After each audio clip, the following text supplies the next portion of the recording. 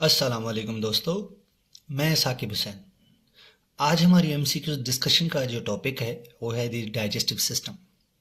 Digestive system के जितने भी अहम अहम एमसीक्यूज हैं हमारे पास वो आज हम इस वीडियो में डिस्कस करेंगे। तो सबसे पहला हमारे पास जो क्वेश्चन है वो ये है कि which of the following organ is not part of accessory digestive organs. A pancreas, B oesophagus, C liver, D gall bladder. इसका जो सही आंसर है वो है ऑप्शन बी ईसोफेगस।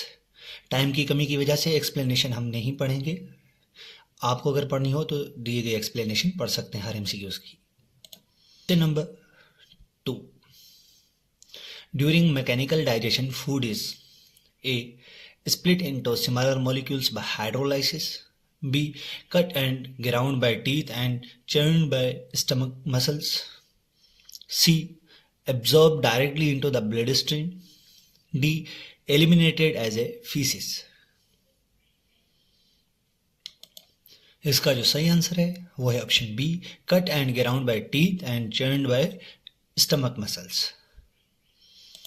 एक्सप्लेनेशन आप पढ़ सकते हैं। Question number 3. What is the final process of digestive system where indigestible substances and waste leave the body? A. Absorption, B. Defecation, C. Secretion, D. Digestion। इसका जो सही आंसर है वो है ऑप्शन बी डेफिकेशन। एक्सप्लेनेशन आप पढ़ सकते हैं। Question number 4. Which of the following is the innermost layer of GI tract? अब जो डाइजेस्टिव सिस्टम के ऑर्गन्स हैं ना उनकी जाहिर सी बात है वो लेयर से बने हुए हैं, सेल्स मिलकर टिश्यू और टिश्यू मिलकर लेयर्स बना रहे हैं, सही। तो उसमें हमारे पास जो इनर मोस्ट लेयर है, एक ट्यूबुलर होलो है ऑर्गन, उसमें जो इनर मोस्ट लेयर आती है वो कौन सी आती है, उसका नाम क्या है? A muscularis, B submucosa, C mucosa, D serosa. इसका जो सही आंसर है वो है option C mucosa. Question number 5. The mucosa layer is composed of which of the following components? A. Epithelium, lamina propria, muscularis mucosae. B. Areolar convective tissue and blood vessels. C. Skeletal muscles and smooth muscle. D. Loose connective tissue and the lymphatic vessels। इसका जो सही answer है वो है option A epithelium, lamina propria and muscularis mucosa. Explanation पढ़ सकते हैं। Question number 6. Which layer of the GI tract contains blood and lymphatic vessels that receive absorbed nutrients? A. Mucosa, B. Muscularis, C. Submucosa, D. Serosa। इसका जो सही answer है वो है option C submucosa. Question number 7. The outermost layer of the GI tract is in the abdominopelvic cavity is called A. Adventitia, B. Submucosa, C. Serosa, D. Mucosa। इसका जो सही answer है वो है ऑप्शन सी सेरोसा। एक्सप्लेनेशन क्या है आप पढ़ सकते हैं। Question number 8. Which layer of the GI tract is directly involved in the absorbing nutrients? A. Submucosa, B. Mucosa, C. Muscularis, D. Serosa। इसका जो सही आंसर है वो है option B mucosa. Question number 9. What distinguish the serosa from the adventitia in the GI tract? A. The serosa lines organs within the abdominopelvic cavity while the adventitia occurs structure outside the abdominopelvic cavity. B. The serosa contains smooth muscles while the adventitia contains skeletal muscles. C. The adventitia secretes digestive enzyme while the serosa absorb nutrients. D.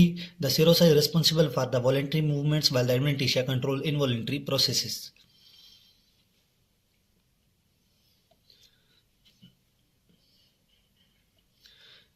इसका जो सही answer है वो है option A the serosa lines organs within the abdominopelvic cavity while the adventitia occurs structures outside the abdominopelvic cavity. अब इस चीज को समझने की जरूरत है।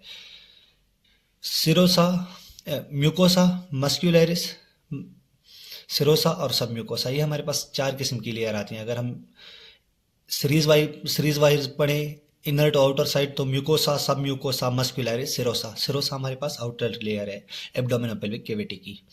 अगर हम एब्डोमिनोपेल्विक कैविटी से हट के बात करें, जैसे हमारे पास इसोफेगस हो गया, तो इसोफेगस में सिरोसा की जगह पे एडवेंटिशिया आ जाती है हमारे पास। इस तरह से भी सवाल आ सकता है कि सिरोसा में हमारे पास एडवेंटिशिया की जगह इसकी सिरोसा की जगह इसोफेगस में कौन आता है, तो एडवेंटिशिया लेयर आती है। इसकी ये explanation. Question number 10. Which accessory organ stores and concentrates bile? A. Liver, B. Pancreas, C. Gallbladder, D. salivary gland. इसका जो सही आंसर है वो है ऑप्शन सी, गाल ब्लेडर। एक्सप्लेनेशन ये है कि लिवर जो है हमारे पास बाइल बनाता है, वो स्टोर कहाँ पे करता है हमारे पास, गाल ब्लेडर में। अब एक चीज़ का आपने मुझे सवाल देना है, जहाँ से हमारे पास पेनक्रियास, हमारे पास जो गाल ब्लेडर से ले हमारे पास वेन आती है, ये दोनों मिलके आपस में क्या कहलाती हैं?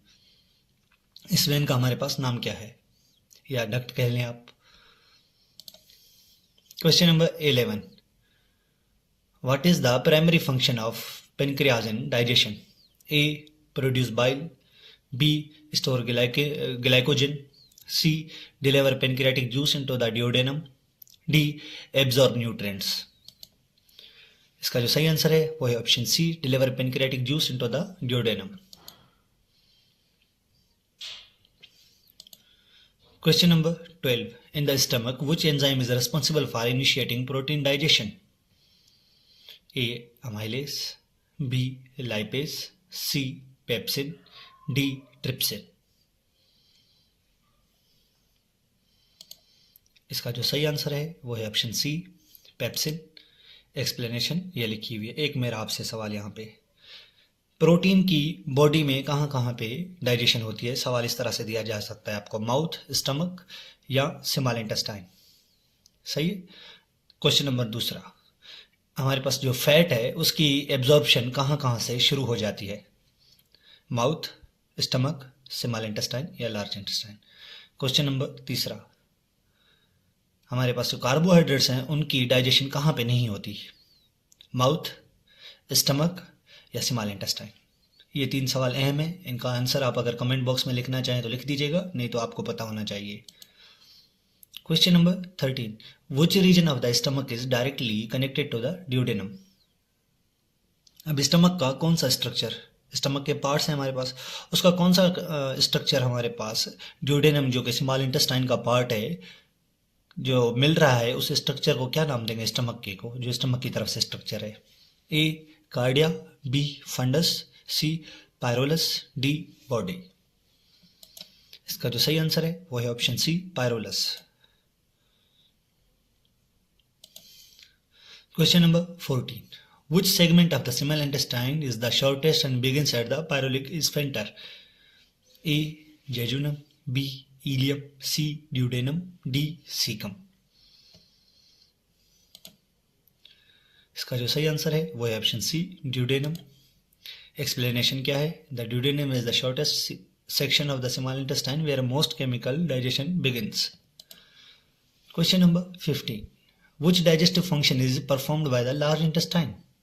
A. Digesting carbohydrates and lipids, B. Emulsifying fats, C. Absorbing water, ions and vitamins, D. Breaking down nucleic acids। इसका जो सही आंसर है वो है option C, absorbing water, ions and vitamins. Explanation क्या है? The large intestine absorb water, ions and certain vitamins while forming and storing faeces. Question number 16.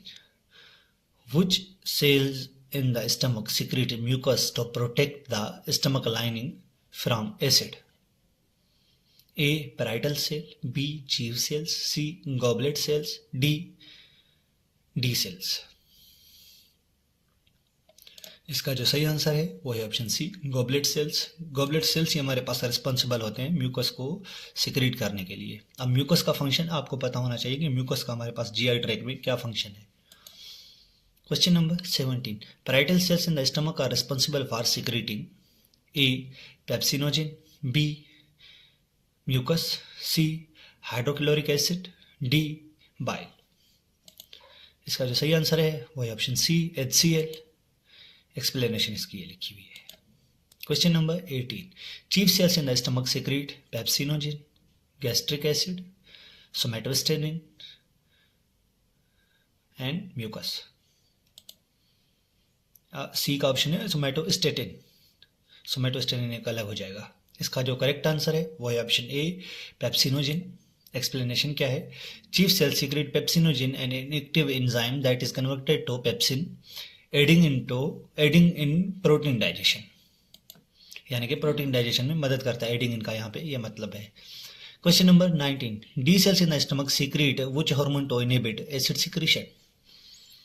A gastrin, B somatostatin, C secretin, D cholecystokinin. इसका जो सही answer है वो है option B somatostatin. Explanation क्या है? D cell secrete somatostatin which inhibits gastric acid secretion and regulates digestive processes. Question number 20, which vitamins are absorbed without the need for digestion? A fat soluble vitamins A, D, E, K, B water soluble vitamins B, C, C vitamin B12, D both A and B। इसका जो सही answer है वो है option B both A and B. Explanation क्या है? Vitamin A D E K fat soluble and B C water solubles can be absorb without digestion. Thank you so much for your precious time. ये हमारे पास एक छोटी सी series है जिसमें हम anatomy और फिजियोलॉजी के मोस्ट इंपॉर्टेंट एमसीक्यूज डिस्कस करेंगे। एक्सप्लेनेशन को पढ़ने में ज़्यादा टाइम जाता है, इस वजह से मैं एक्सप्लेनेशन पढ़ नहीं रहा, सिर्फ इसको शो कर रहा हूँ ताकि अगर आपको कोई भी डाउट हो इस एमसीक्यूज में तो इसकी एक्सप्लेनेशन आप पढ़ सकें। ये सीरीज़ इंशाल्लाह हम चलाते रहेंगे और एनाटॉमी और फिजियोलॉजी के जितने भी एमएम चैप्टर्स हैं उनके एमसीक्यूज डिस्कस करते रहेंगे। अल्लाह हाफिज़।